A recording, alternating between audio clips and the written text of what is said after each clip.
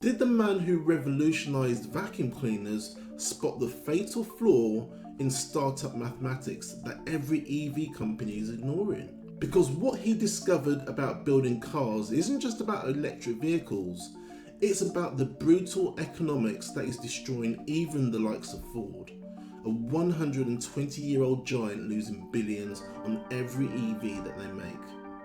And look, by the end of this investigation, you'll understand the £150,000 lesson that reveals why even brilliant British entrepreneurs can't always beat the brutal economics. So look, stay with me, because this is the story of one of Britain's greatest inventors and the most expensive business lesson of his career.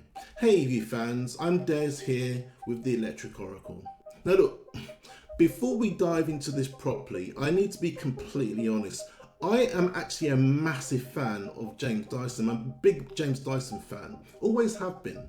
I think the man's a genius, an engineering genius even, and revolutionised vacuum cleaners, hair dryers, hand dryers, pure British innovation. And I know some of you don't like him, and also the Brexit positioning, moving headquarters to Singapore. Look, I get it. But here's the reality we need to face. You see, when we live in a capitalist society, companies move where they can compete, and frankly, the UK government isn't exactly rolling out the red carpet for entrepreneurs at the moment. But let's get back on track here, because that's not the investigation we're talking about today. This is about a billionaire genius who looked at the EV industry's promises, analysed the actual mathematics, and said, quote, "No, I can't do this." Not because he couldn't build the technology, he had already built it.